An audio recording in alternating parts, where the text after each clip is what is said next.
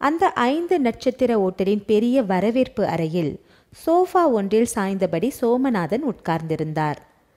பார்ப்பார் பட்டணம் பார் என்று பம்பாய் பட்டினத்தை முதலாக பார்க்க வந்திருக்கும் பட்டிக்காட்டான அவர் மார்பு வலி வந்து மருத்துவமனையில் அனுமதிக்கப்படுவதற்கு சில தினங்களுக்கு முன்தான் தொழில் சம்பந்தமாக உலகத்து நாடுகள் சிலவற்றை சுற்றி பார்த்துவிட்டு வந்தவர். நேற்று கல்கத்தா, இன்று டெல்லி, நாளை மதுரை என்று ஓயாது வியாபார நிமித்தம் ஊராக பறந்து கொண்டு இருப்பவர் இப்போது மிகவும் அலுத்து போய் இருந்தார். பம்பாயில் 10 நாள் தங்கியிருக்க அவர் வந்ததற்கு காரணம் இருந்தது. வெளிநாட்டு பயணத்திற்கு பின் ஊர் திரும்பிய 2வது நாள் இரவு சாப்பாட்டிற்கு பின்னர் படுக்கை மீது சாய்ந்தவர் தாங்க முடியாத நெஞ்சுவலி முதுகை கிழித்து கொண்டு பரவி வேதனை செய்ய தம்மையும் மீறி அலறிவிட்டார். சமையலறையின் முன்னால் வராந்தா மீது பாயை விரித்து படுக்க போன செங்கோடன் திடுக்கிட்டு போனான். மாடிக்கு ஓடினான். அவர் எப்பொழுதும் தமது அறையை தாளிடுவது இல்லை. செங்கோடன் பொறுப்பில் அந்த பங்களா இருக்கும்போது அவருக்கு எதையும் பூட்ட வேண்டிய தேவையே கிடையாது. பல ஆண்டுகளாக அவருக்கு பணிவிடை செய்து கொண்டு ஒட்டி உறவாடியபடி அவருடன் வசித்த நம்பிக்கை மிக்க நன்றியுள்ள வேலைக்காரன் அவன். வயிற்றை பிடித்து கொண்டு படுக்கை மீது குப்புறப்படுத்து வலியில் துடித்து கொண்டிருந்த அவரை கண்டதும் செங்கோடன் பயந்து விட்டான். தாமதிக்காமல் தொலைபேசியில் குடும்ப வைத்தியரை கூப்பிட்டான். மதுரையில் வசித்த அவரது தூரத்து உறவு அக்கா அம்மா கண்ணுவிற்கும் தெரிவித்து விட்டான். அந்த பிரபல தனியார் மருத்துவமனையில் அவர் அனுமதிக்கப்பட்டு இருந்தார். மாரடைப்பாக இருக்கலாமோ என்று ஆரம்பத்தில் வைத்தியர்களுக்கு சந்தேகம். பல பரிசோதனைகள் செய்து முடிவு எடுக்கும் முன் ரவிகாந்த் அம்மா கண்ணுவின் அருமை மகன் முடிவுக்கு வந்துவிட்டான். அவருக்கு நெருங்கிய உறவினர் யாரும் கிடையாது. சிறு வயதிலேயே பெற்றோரை இழந்த அனாதை, ஏழை. அவரை அந்த காலத்தில் அம்மா கண்ணு ஆதரித்து சோறு போட்டு 10 வகுப்பு படித்த முன்னுக்கு வர உதவினாள். அந்த நன்றி கடனுக்காக ரவிகாந்தை கல்லூரி படிப்பு கொடுத்து என்ஜினியராக்கி தமது தொழிலகத்திலேயே ஒரு கிளை நிறுவனத்திற்கு மேனேஜராக்கி இருந்தார். அவருக்கு பின்னால் அவர் பாடுபட்டு உருவாக்கியிருந்த கிண்டி தொழிற்பேட்டையில் இருந்த கண்ணாடி தொழிற்சாலை நகரத்தில் இருந்த மொத்த வியாபார கடை, அண்ணா சாலையில் இருந்த அலுவலகம், அடையார் பங்களா, நீலகிரியில் இருந்த வீடு, கார்கள், பேங்கில் புரண்ட அத்தனை பணம், இன்னும் என்னென்னவோ அத்தனைக்கும் அவன்தான் வாரிசு என்று பரவலான ஒரு செய்தி அடிபட்டு கொண்டிருந்தது. அம்மா கண்ணு அலறிக்கொண்டு ஓடி வந்து விட்டாள். மாமாவுக்கு வயதாகிவிட்டது. இரத்த அழுத்தம், இதயவலி, சக்கரை வியாதி, புற்றுநோய்வை படையெடுக்க வேண்டிய வயதாயிற்றே. எங்கே பிழைக்கப் போகிறார் என்ற கற்பனையில் அவரை கழுத்தை பிடித்து மேல் உலகத்திற்கு தள்ளிவிட்டு அலுவலக இருக்கையில் உட்கார அவசரப்பட்டான் ரவிகாந்த். பொறுமையில்லாத வாலிபன். அத்தனை பணத்தையும் உடனடியாக அனுபவிக்க வேண்டும் என்ற பேராசை. அந்த அவசரத்தில் மருத்துவமனையில் அவரை காணச் சென்றபோது தன் தாயிடம் உரத்த குரலில் பேசிவிட்டான். முட்டாள். மாரடைப்பு பலமாக ஏற்பட்டிருக்கிறது போலிருக்கு. எனக்கு என்னவோ மாமா பிழைக்க மாட்டார்னு தோணுது.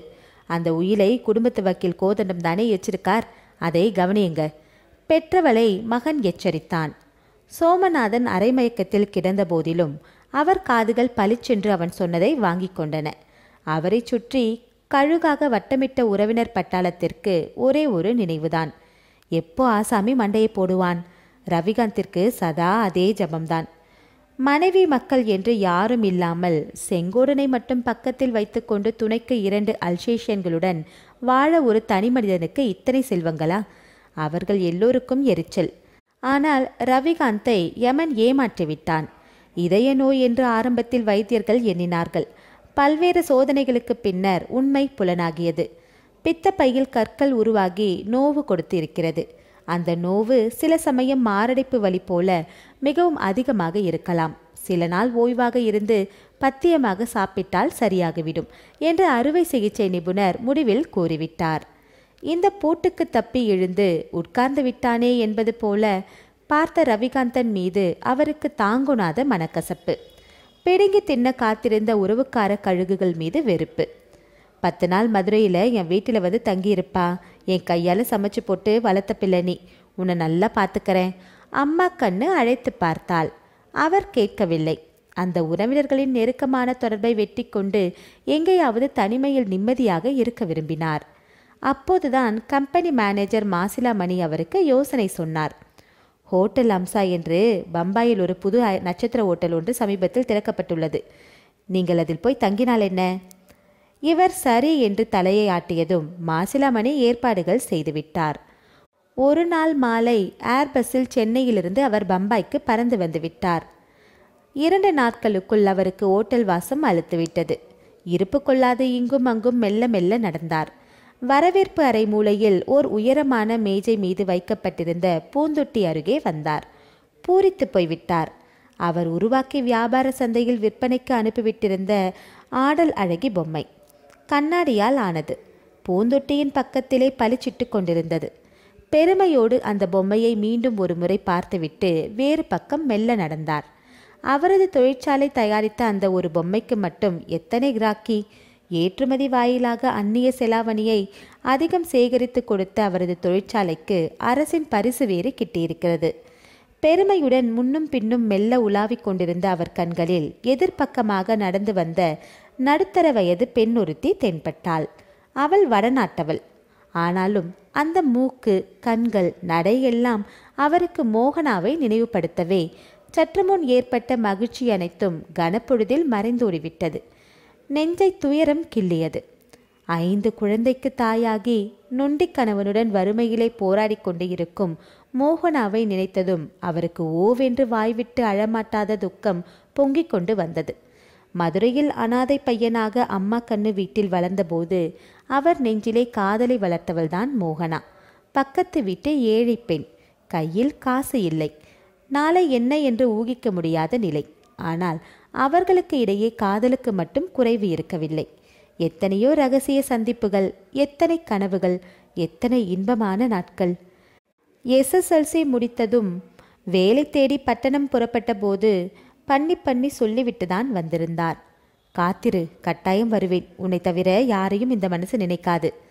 வந்தார், பாடுபட்டார், பலன் கண்டார். சுந்தரவேலன் என்பவர் நடத்தி வந்த கண்ணாடி தொழிற்சாலையில் வேலைக்கு அமர்ந்தார். 5 ஆண்டில் தனியே தானே தொழில் தொடங்க திறமையும் கையில் கணிசமான தொகையும் சேர்ந்துவிட்டன. ஊருக்கு திரும்பினார். ஆனால் மோகனா அவருக்காக காத்திருக்கவில்லை. அவள் தந்தை அவளை வேறு ஒருத்தனுக்கு கட்டி வைத்து விட்டிருந்தார்.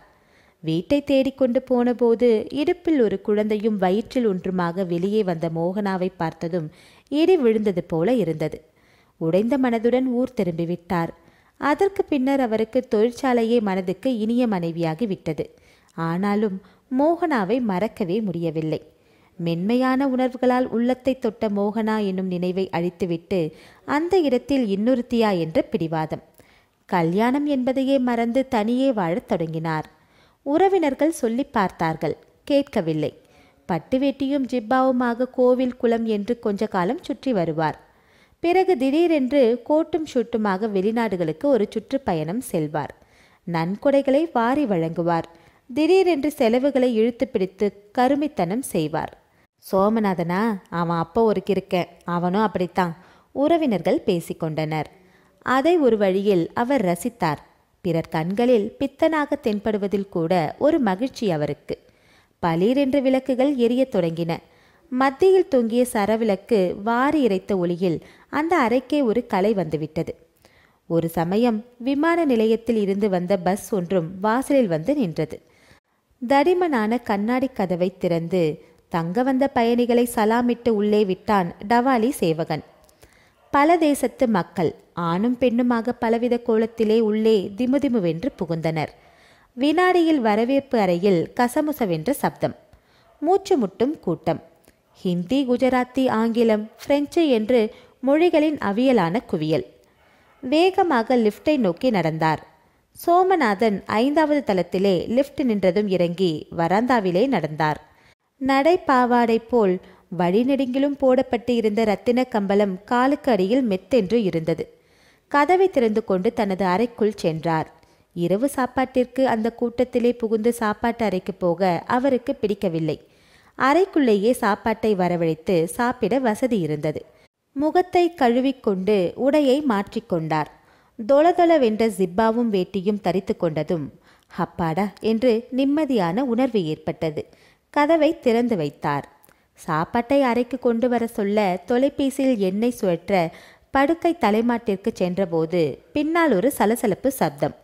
புடவை தலைப்பின் ஒரு பகுதி கண்களில் படவே திரும்பினார். அவருக்கு தூக்கி வாரி போட்டது.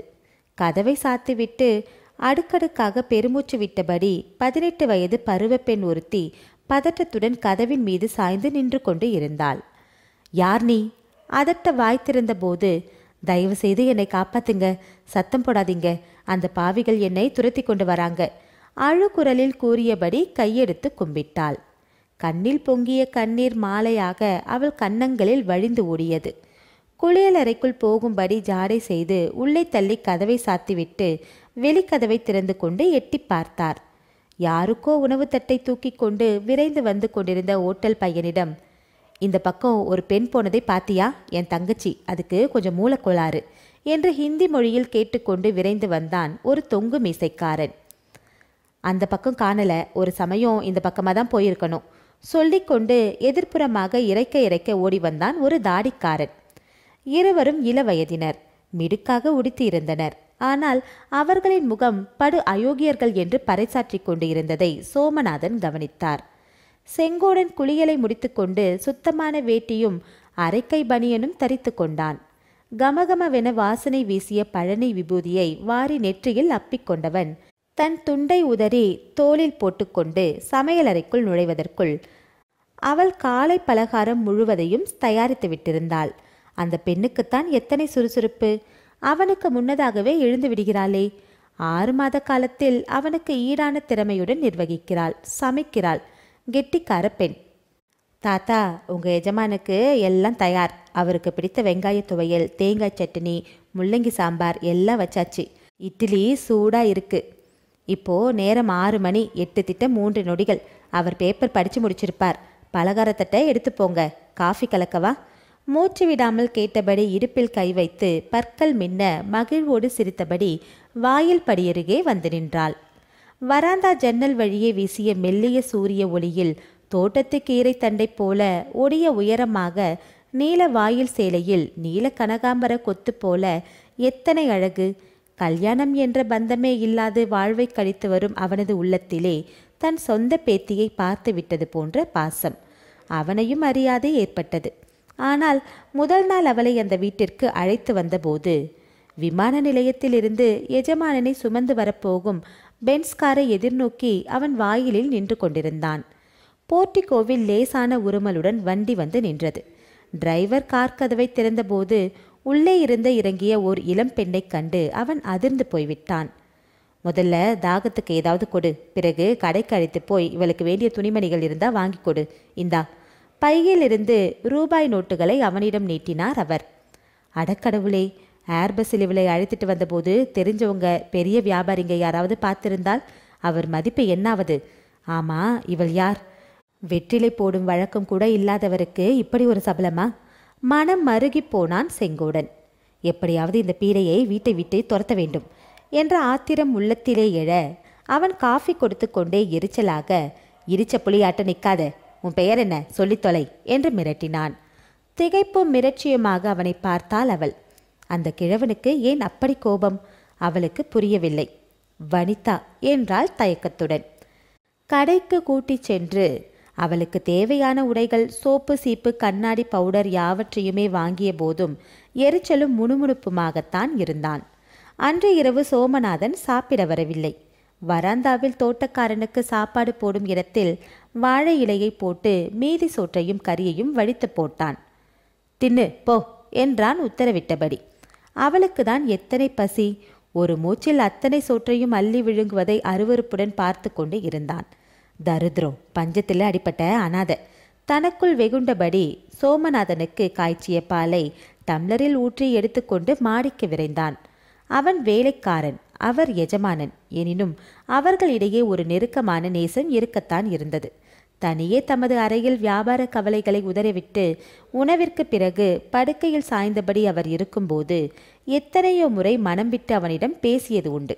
அவனும் அவருடைய வேலையால் என்ற எல்லையை மீறி உரிமையுடன் ஒரு சகோதரனைப் போல உறவாடி மகிழ்வதும் உண்டு.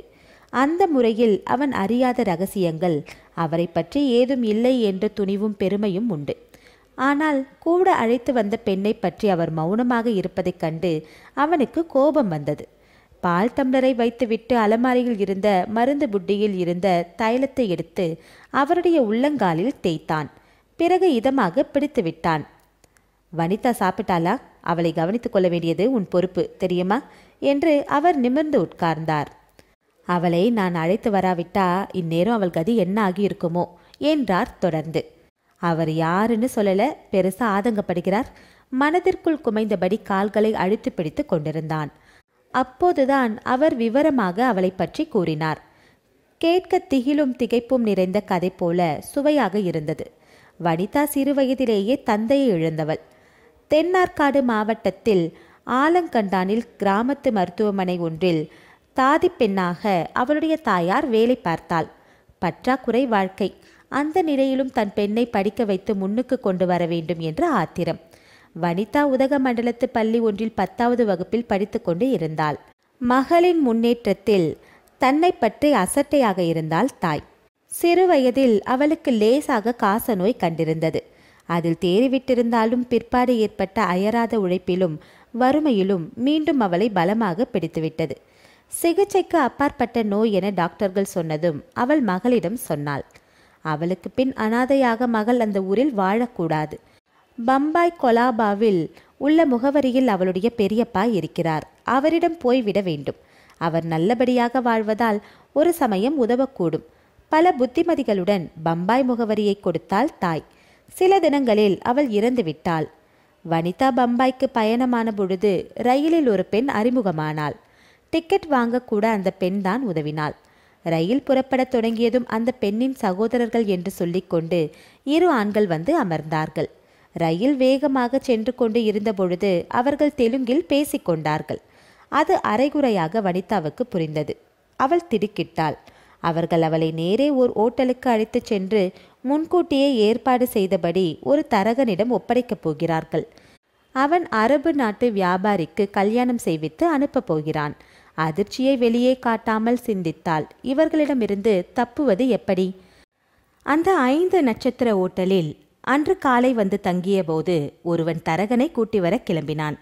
மற்றவன் வாயை மூடிக்கொண்டு உட்காரு, இல்லை கொன்று விடுவேன் என்று பயமுறுத்திவிட்டு அவசரமாக கழிவறைக்குள் புகுந்தான்.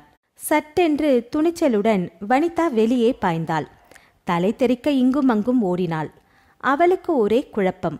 அது சமயம் மேலே இருந்து இறங்கிய லிஃப்ட் கதவு திறந்து கொண்டது. லபக்கென்று அதில் நுழைந்தாள். 3வது தளத்தில் நின்றதும் திறந்து கொண்ட கதவு வழியாக வெளியே வந்தாள். சுற்றும் முற்றும் பார்த்தவள் கண்களில் அந்த பாவிகள் அவளை தேடி அலைவது தெரிந்தது. அவ்வளவுதான். மீண்டும் லிஃப்டில் புகுந்து 5வது தளத்தில் இறங்கி சோமநாதனின் அறையில் அடைக்கலமாகிவிட்டாள். வெளியே எட்டி பார்த்த சோமநாதன் அந்த கழுகு மனிதர்கள் அலைந்து கொண்டிருப்பதை பார்த்தார். அரை கதவை பூட்டிவிட்டு கீழே வந்தார். கடை ஒன்றில் புகுந்து ஒரு காஷ்மீர் பட்டு சேலையும் தலையில் போர்த்தி கொள்ள ஒரு துப்பட்டாவும் வாங்கினார். தலையில் முக்காடிட்டு தன் மகளைப் போல அவளை அருகே சேர்த்தபடி அந்த கயவர்களை தாண்டி வரவேற்பு அறையை கடந்து வெளியேறிவிட்டார். கொலாபா பெரியப்பா ஜெய்ப்பூருக்கு மாற்றலாகி போய்விட்டதாக தகவல் தெரிந்தது. வேறு விவரம் கிடைக்கவில்லை. வனிதா ஒரு பிரச்சனையானாள். உடனடியாக ஹோட்டலை காலி செய்து விமான நிலையத்திற்கு புறப்பட்டார் சோமநாதன். இனி வனிதாவுக்கு என்ன வழி செய்யலாம், நீ சொல்லு என்றார் அவர். செங்கோடன் மனம் கலங்கி போயிருந்தான். தகுந்த பாதுகாப்பு இல்லாத இளம் பெண்களுக்கு இத்தனை ஆபத்துகளா? வனிதா மட்டும் துணிவுடன் ஓடி வரவில்லை என்றால், சோமநாதனிடம் வந்து சேரவில்லை என்றால், நினைக்கவே மனம் நடுங்கிவிட்டது அவனுக்கு. பாவம் குழந்தை, இங்கேயே இருக்கட்டும். இத்தனை பெரிய பங்களாவில் ஒரு ஆத்மா வாழ இடமா இல்லை என்றான் சிரித்தபடி. அவர் தூங்கிய பின் கீழே வந்த செங்கோடன் கீழே தரை மீது தலையணை இன்றி பாயின் மேல் படுத்துறங்கும் வனிதாவை பார்த்தான். கபடமற்ற முகம். மனம் இலகியவனாய் மெல்ல ஒரு போர்வையை அவள் மீது போட்டுவிட்டு வந்தான். மறுநாள் சமையலறையில் வனிதா அவனுக்கு உதவினாள். அத்துடன் ஒளிவு மறைவின்றி தன் கதையை கூறினான். சோமநாதன் கூறியதிலிருந்து ஒரு வார்த்தை கூட மாறவில்லை. அவளது வெகுளித்தனம், பளிச்சென்ற பேச்சு, பார்க்க திகட்டாத அழகு முகம் எல்லாமே அவனுக்கு பிடித்துவிட்டன. நாளடைவில் பெரும் பாசமாகவும் மாறிவிட்டது. 6 மாதத்திலேயே நல்ல வசதியான வாழ்வினால் அவள் செழிப்பாக இருந்தாள். அடக்கமும் பண்பும் அவள் அழகிற்கு மெருகூட்டின. இந்த பெண்ணை கட்டிக்க எவன் கொடுத்து வச்சிருக்கானோ என வியக்க ஆரம்பித்தான். திடீரென அவன் ஒரு விசித்திரமான கணக்கு போட்டான். பலகாரத்தட்டை எடுத்து போய் ஐயாவுக்கு நீயே கொடுத்துட்டு வா என்று வனிதாவிடம் கொடுத்தான். பேப்பரை படித்தபடி சிந்தனையில் மூழ்கியிருந்த சோமநாதன் வளையல் ஓசை கேட்டு விழித்து கொண்டார். தாத்தா தான் அனுப்பிச்சாரு. அவரது வியப்பு குறிக்கு விடையறுத்தாள் வனிதா வெட்கத்துடன். அவருக்கா செங்கோடனை புரியாது? நீ போய் அவனை வர சொல்லம்மா உத்தரவிட்டார். பலகாரத்தை முடித்துவிட்டு சாய்ந்து உட்கார்ந்திருந்த சோமநாதனின் அருகில் செங்கோடன் சென்று உட்கார்ந்தான். வனிதாவை ஏன் அனுப்புன? உனக்கு கால்வலியா?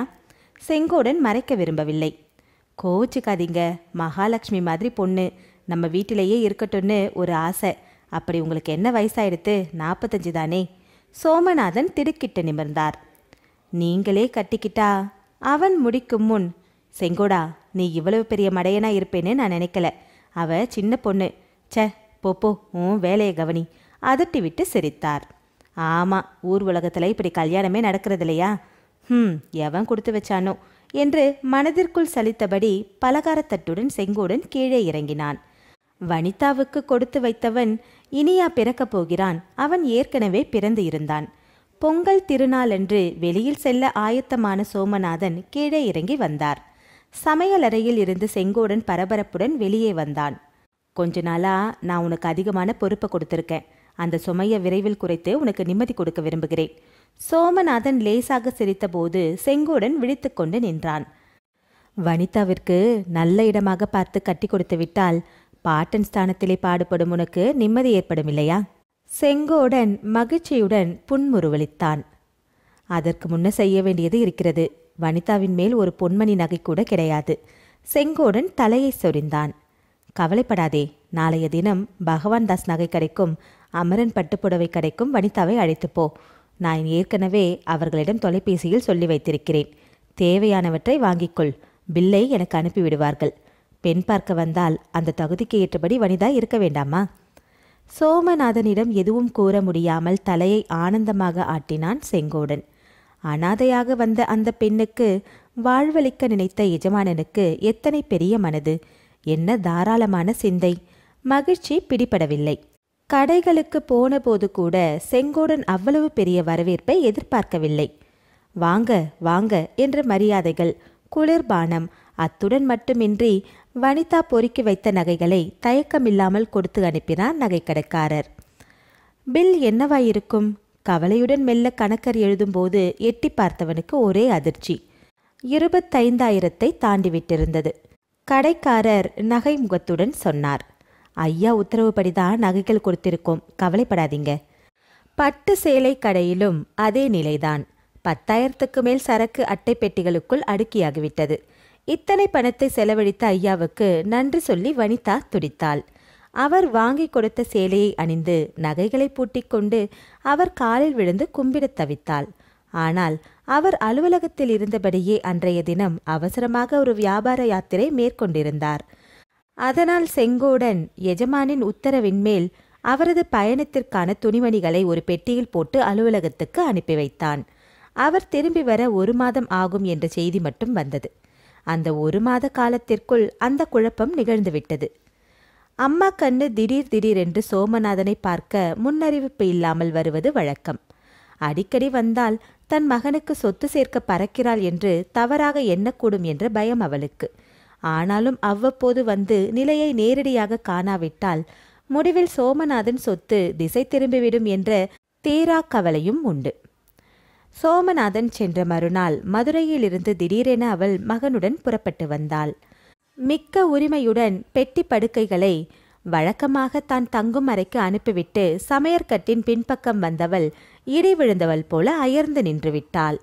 அம்மியிலே துவையலுக்கு அரைத்து கொண்டிருக்கும் அந்த பெண் திரும்பிய போது இன்னொரு பெரிய அதிர்ச்சி. அழகாக வசதியாக காணப்பட்ட அவள் யார்? வயது காலத்திலே சோமநாதன் காதும் வைத்தாற் போல ஒரு கல்யாணத்தை செய்து கொண்டு விட்டானா? அடப்பாவி! திகிலுடன் அந்த பெண்ணின் கழுத்தை ஆராய்ந்தாள். தாலி சரடை காணவில்லை. அப்போதுதான் மூச்சை வந்தது அவளுக்கு. மெல்ல துப்பு துலக்கினாள். யாரோ சிநேகிதன் மகளாம். அனாதையாகிவிட்டாள். சோமநாதன் ஆதரவு கொடுத்து வாழ்கிறாள்.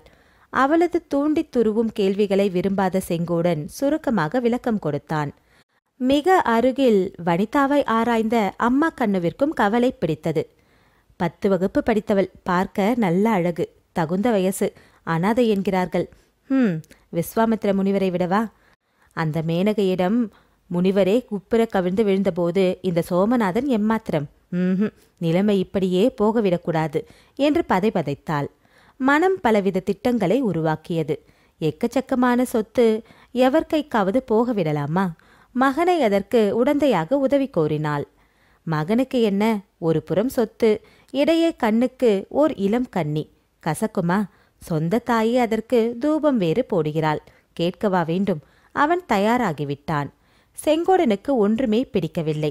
என்றாலும் அம்மா கண்ணுவை எதிர்த்து பேச வாயில்லை. நான் தானே கூட்டிக்கிட்டு போறேன், ஏன் கவலை என்று அதிகாரமாக பேசிவிட்டு அவள் அன்றாடம் வனிதாவை தன்னுடன் வெளியே அழைத்து போனாள். சினிமா, நாடகம், கடற்கரை, கடைத்தெரு என்று நாளுக்கு ஒரு இடம், பொழுதுக்கு ஒரு காட்சி என்று நகரத்தின் விந்தைகளில் வனிதாவை ஆழ்த்தினாள். ஒவ்வொரு நாளும் வீடு திரும்பும் பொழுது வனிதா மூக்கும் முகமும் சிவந்து பரபரப்புடன் காணப்பட்டாள். செங்கோடன் கல்யாணமாகாத கட்டை பிரம்மச்சாரிதான். எனினும் அவனால் புரிந்து கொள்ள முடிந்தது. விஷயம் விபரீதமாகப் போகிறது என்று அவனால் ஊகிக்கவா முடியாது? அவனது ஊகம் சரி என்பதை நிரூபிக்க கண்களாலேயே கண்டுமிட்டான். அன்று மாலை அவர்கள் யாரும் வீட்டில் இல்லை. பொழுது போகாதவனாய் கடற்கரை வரை சென்று வர நினைத்தான். மெதுவாக நடந்து சென்றவன் கண்களில் அந்த காட்சி. அங்கே ஒரு மறைவான இடத்தில் ரவிகாந்தின் மடி மீது சாய்ந்து கொண்டிருந்தாள் வனிதா. அம்மா கண்ணுவை அந்த வட்டாரத்திலேயே காணவில்லை. என்ன அநியாயம்! செங்கோடன் உடலெல்லாம் சில்லிட்டு விட்டதை போன்ற உணர்வுடன் நின்றான். அடக்க முடியாத சினம் பொங்கியது. வேதனை அமுக்கியது. பல பல எண்ணியபடி வீடு திரும்பினான். மறுநாள் சோமநாதன் வியாபார பயணத்தை முடித்துக்கொண்டு வீடு திரும்பிவிட்டார். அவரை கண்டதும் உடனேயே விஷயத்தை அம்பலப்படுத்த வேண்டும் என்ற கொதிப்பு அவனுக்கு. பொறுமையாக காத்து கொண்டிருந்தான். இரவு வழக்கம் போல பால் டம்ளருடன் அவரது அறைக்குள் சென்றதும் சட்டென கதவை மூடிவிட்டு அவர் அருகில் தரையில் வந்து உட்கார்ந்தான். என்ன, கப்பல் கவிழ்ந்து விட்டது போல காலையிலிருந்து ஒரே கவலையில் மூழ்கி கிடக்கிற? வேடிக்கையாக கேட்டார் அவர். கப்பல் கவிழ்ந்தா கூட தேவலையாம். இப்ப நம்ம மான கப்பலை ஏறுதே. அவர் புரியாமல் அவன் முகத்தை பார்த்தார். நெருப்பையும் பஞ்சையும் அருகருகே வச்சா என்ன நடக்கும்? வனிதாவும் உங்க அக்கா மகன் ரவிகாந்தோ ரொம்ப நெருக்கமாகி விட்டாங்க. நீங்க ஏதாச்சும் வழி செய்யாட்டி. அழுகை அவனை பேச விடாமல் அமுக்கியது. இவ்வளவுதானே, ஆவன செய்வோம், ஆறுதல் சொன்னார் அவர். அடுத்த நாள் காலை ரவிகாந்தையும் அவன் தாயையும் சோமநாதன் கூப்பிட்டு அனுப்பினார். சுற்றி வளைக்காமல் நேரடியாக அவர் பேசினார். உங்க மகனுக்கு வனிதாவை கட்டி வைக்கலாம்னு யோசிக்கிறேன், என்ன சொல்றீங்க? தூக்கி வாரி போட்டது அம்மா கண்ணுவுக்கு. அவள் பேச்சுவாக்கில் வனிதாவின் வாயை கிளறி உண்மையை அறிந்து கொண்டிருந்தாள். அது எப்படி முடியும் தம்பி? வனிதா யாரோ ஒரு அனாதை, என்ன குலமோ? உலக விவகாரம் தெரிஞ்ச நீயே இப்படி ஒரு பேச்சு பேசலாமா? கோபமாக கேட்டாள். உங்க மகன் இந்த பெண்ணை விரும்புறதா கேள்விப்பட்டேனே. ரவிகாந்தின் முகத்தை உற்று பார்த்தார். செங்கோடன் விஷமமாக இப்படி ஒரு கதை கட்டிவிட்டுட்டாரா? வனிதாவை நான் ஒரு சகோதரி போல பாவிக்கிறேன். தலையை பலமாக ஆட்டினான் ரவிகாந்த். தம்பி, அந்த பொண்ணுக்கு தக்க இடமா பார்க்க நானும் உதவி செய்கிறேன். அதுக்காக நீ அவசரப்பட்டு முடிவு செய்து ரவிகாந்தை வற்புறுத்துறது நல்லா இல்லை. ஓங்கி அடித்து பேசினாள் அம்மா கண்ணு. சோமநாதன் மேலே எதுவும் பேசவில்லை. விருந்தாளிகள் மறுநாளே ஊருக்கு புறப்பட்டார்கள். ஒரு வார காலம் ஓடிவிட்டது. அன்று காலை வழக்கம் போல செங்கோடன் குளித்துவிட்டு சமையலறை பக்கம் வேகமாக வந்தான். சமையலறை கதவு பூட்டி கிடப்பதை பார்த்ததும் திகைத்து போனான். பரபரப்பாக தாழ்வாரத்தில் இருந்த வனிதாவின் அறைக்கு விரைந்தான். அங்கேயும் ஓர் அதிர்ச்சி. கதவு திறந்து கிடந்தது. வனிதாவை காணும். அவனது பார்வையில் படும்படி கட்டிலின் மீது ஒரு கடிதம் வைக்கப்பட்டு இருந்தது. ஓடிச் சென்று கையில் எடுத்தான். வனிதா அவனுக்கு எழுதியிருந்தாள். அன்புள்ள தாத்தா, இப்படி ஒரு முடிவை மேற்கொள்வதை தவிர எனக்கு வேறு வழி இருக்கவில்லை. நான் என் வருங்காலத்தை தேடி புறப்பட்டு போகிறேன். எனக்கு சோமநாதன் அவர்கள் பரிசாக அளித்த நகைகள் யாவற்றையும் எடுத்து போகிறேன். அத்துடன் நீங்கள் மாதாந்திர செலவுக்காக பேங்கில் இருந்து கொண்டு வந்து அலமாரியில் வைத்த 5000ஐயும் எடுத்துக்கொண்டேன். மன்னிக்கவும். எங்கிருந்தாலும் வாழ்க என்று என்னை வாழ்த்த வேண்டுகிறேன். தங்கள் அன்புள்ள பேத்தி வனிதா. செங்கோடன் மெய்ப்பதற நடுக்கத்துடன் ஐயா ஐயா என்று அலறியவனாய் மாடிக்கு ஓடினான். முன்பின் தெரியாத வனிதா மீது இத்தனை பாசம் ஏற்படும் என்று செங்கோடன் கனவில் கூட நினைக்கவில்லை. அவள் இல்லாத அந்த வீடே சூன்யமாகிவிட்டது போன்ற குழப்பம் அவனுக்கு. உலக அனுபவம் இல்லாத வெகுளிப்பெண். யாரை துணை கொண்டு இந்த காரியத்தை செய்திருக்கிறாள்? ரவிகாந்தின் யோசனையா? அவனுக்கு அத்தனை துணிச்சல் இருக்குமா? பணம், பருவம், அழகு, இத்தனை ஆபத்துகளுடன் வெளியே புறப்பட்டு விட்டாளே, முட்டாள்! வினாடியில் பல எண்ணி தவித்து தத்தளித்து போன செங்கோடனுக்கு அழுகையும் மாத்திரமும் உடலை குலுக்கின. மாடிப்படிகள் மீது மிதப்பவனைப் போல தாவி ஏறி ஓடினான். சோமநாதன் கடிதத்தை அமைதியாக படித்து பார்த்தார்.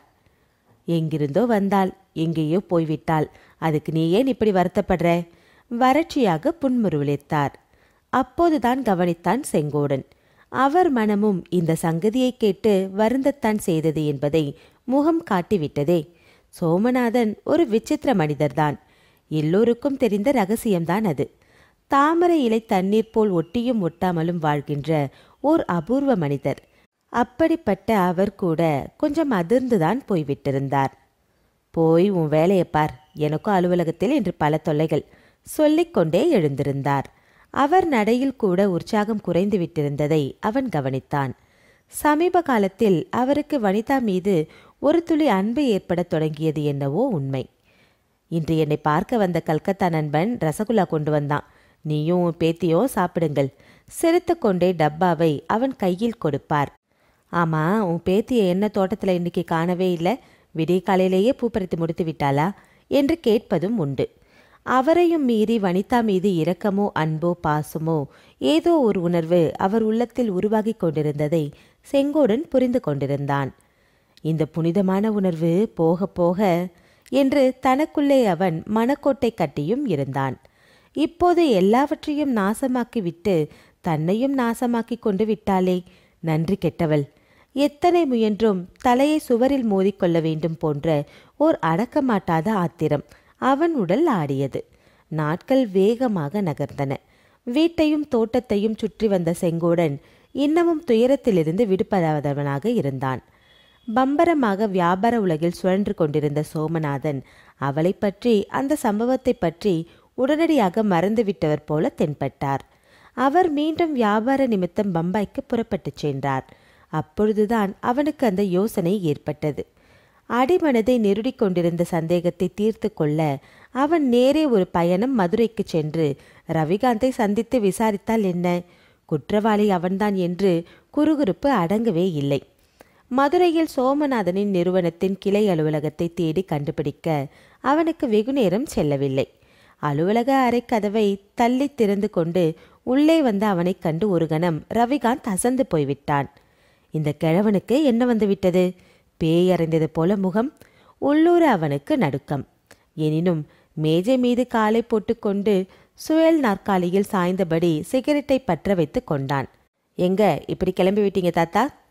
கேலியாக விசாரித்தான். முக்கியமான சங்கதியை தெரிஞ்சுக்கத்தான் வந்திருக்கேன். வனிதாவை எங்க ஒளிச்சு வச்சிருக்கீங்க? உடனடியாக தெரியணும். வனிதாவையா? என்ன உளறுகிற? நான் உளரல, உளவு தெரிஞ்சுதான் வந்திருக்கேன். சட்டுன்னு சொல்லிடு. கோபத்தை கிளப்பினா நான் பொல்லாதவனா போயிடுவேன். ஆத்திரத்தில் சீறினான் செங்கோடன். பயந்து விட்டான் ரவிகாந்த். ஆனாலும் போலி அந்தஸ்தை உதற இயலவில்லை. யார்கிட்ட பேசுறீங்கன்னு ஞாபகம் இருக்கட்டும். தெருவில் சுத்துற கேடு கெட்ட பெண்ணை வீட்டில் கொண்டு வந்து வச்சா என்ன நடக்கும்? அதுதான் நடந்து விட்டது. உங்க வனிதா என் டிரைவருடன் ஓடிவிட்டாள். போதுமா? அதிகம் பேசாமல் மரியாதையாக போய்விடு, அதட்டினான் அவன். அப்படியா? உரிமைய செங்கோடன் கனல் கக்கிய கண்களால் அவனை வெறித்துவிட்டு விற்றென்று வெளியே வந்தான். அது சமயம் தோட்டத்து மரத்தடியில் காரை கொண்டு வந்து நிறுத்திவிட்டு விசிலடித்து கொண்டு இறங்கினான் டிரைவர் காளிமுத்து. அவனை செங்கோடன் பலமுறை ரவிகாந்துடன் பார்த்திருக்கிறான். அவனுக்கும் செங்கோடனை தெரியும். என்னங்கய்யா இந்த பக்கம்? பல்லை இழுத்த காளிமுத்து மீது சிங்கம் போல பாய்ந்துவிட்ட செங்கோடன் அவனது சட்டையை இறுக்கமாக பற்றி கொண்டு விட்டான். வெறி பிடித்தவன் போல அவனை தரதரவென்று இழுத்துச் சென்று மரத்தின் மீது இறுக்கமாக அழுத்தி பிடித்து கொண்டான். உண்மையை சொல்லுடா துரோகி, வனிதா எங்கே? ஆத்திரத்துடன் அசுர குரலில் சீறினான். காளிமுத்துவின் உடல் வெடவெடவென்று நடுங்கியது. எனக்கு ஒன்றும் தெரியாது, விட்டுடுங்க, கழுத்து அமுக்காதீங்க, வலிக்குது. திமிரி பார்த்தான். செங்கோடன் பிடி உடும்பு பிடியாக இருந்தது. அவனுடைய விரல்கள் கழுத்தை பலமாக அமுக்கின. காளிமுத்துவின் கண்களில் நீர் பெருகத் தொடங்கியது. மூச்சு அடைத்தது. செங்கோடனின் முகம் போன போக்கைக் கண்டு அவன் வயிறு கலங்கத் தொடங்கியது. பாவி கொன்று விடுவான் போலிருக்கே. புள்ளக்குட்டிக்காரையா என்னை விட்டியா கெஞ்சினான் அவன். புள்ளக்குட்டி எதுவும் எனக்கு கிடையாது, அதனால தூக்கு கயிறு பற்றி அக்கறை இல்லை. உண்மையை சொல்லலை உன்னை முதல்ல மேலே அனுப்பிடுவேன். வனிதாவை எங்கே அழைச்சிக்கிட்டு போய் ஒளிச்சு வச்சிருக்க சொல்லு. வீறு கொண்ட சிங்கமாக கிழவன் கர்ஜித்தான். அவனுடைய கரங்கள் குரல் வலையை கொடுமையாக அமுக்கவே காளிமுத்துவால் தாங்க முடியவில்லை. சொல்கிறேன் விடு, மூச்சு அடைக்குது. 2 மாதம் ரவிகாந்த் ஐயா தான் வனிதாவை சுந்தரம் எக்ஸ்டென்ஷனில் ஒரு வீட்டில் குடி வச்சிருந்தாரு. போக வர பழக்கமாக இருந்தார். அழுத்து போனதும் என்கிட்ட பம்பாய் வண்டியில் ஏற்றி விட்டுட்டு வர சொன்னார். சத்தியமாக சொல்கிறேன், நான் அந்த பொண்ணுக்கிட்ட தப்பு தண்டா எதுவும் வச்சுக்கல. நேரே கூட்டிக்கிட்டு மெட்ராஸ் போனேன். தாதர் எக்ஸ்பிரஸில் பம்பாய்க்கு நேற்று தான் ஏற்றி விட்டேன். அவ்வளவுதான் ஐயா. உங்களுக்கு 1000 கும்பிடுகள், என்னை ஒன்றும் செய்யாதீங்க அரற்றினான் அவன். இந்த அயோக்கியத்தனத்துக்கு நீ கூட்டா? கேட்டுவிட்டு அவனது சட்டையை பிடித்து ஒரு குலுக்கு குலுக்கி மரத்தின் மீது அவன் தலையை மடார் என்று மோதினான் செங்கோடன். அப்பொழுது மாத்திரம் அடங்கவில்லை. ஓங்கி ஓர் அறை அவன் கன்னத்திலே விட்டான். கீழே விழுந்து கிடந்த தன் மேல் துண்டை எடுத்து உதறி தோளில் போட்டுக்கொண்டு கோபமே உருவாக வெளியே விரைந்தான். இந்த முறை சோமநாதன் கடலோரமாக அமைந்திருந்த ஹோட்டல் அயோத்தியாவில் தங்கியிருந்தார். அப்பொழுதுதான் ஒரு வியாபார கூட்டத்தில் இருந்து அவர் மிகவும் அலுத்து போய் திரும்பியிருந்தார். லேசாக கதவு தட்டப்படும் ஓசை கேட்டது. எழுந்து சென்று திறந்தார். ஒரு கணம் செயலற்ற திகைப்புடன் பேசத் தோன்றாது சிலையாக நின்றுவிட்டார். விரிந்த கூந்தல், களைந்த முகம், ஓரம் இழந்துவிட்டு நைந்து போன சேலை, கையில் ஓர் அழுக்கான துணிப்பை. இந்த கோலத்தில் வனிதா நின்று கொண்டு இருந்தாள். ஹோட்டல் காவல்காரன் துரத்திக்கிட்டு வரான். தயவு செய்யுங்க, நான் உள்ளே வந்து உங்ககிட்ட ஒரு வார்த்தை பேசணும், அனுமதியுங்க. திக்கினாள், திணறினாள். அவள் கண்களில் நீர் புரண்டது. மறுபடியும் இதே கதைதானா? கோபத்திலும் அவருக்கு சிரிப்புதான் வந்தது. உள்ளே போக கையை காட்டிவிட்டு வெளியே எட்டி பார்த்தார். அவள் சொன்னது உண்மைதான்.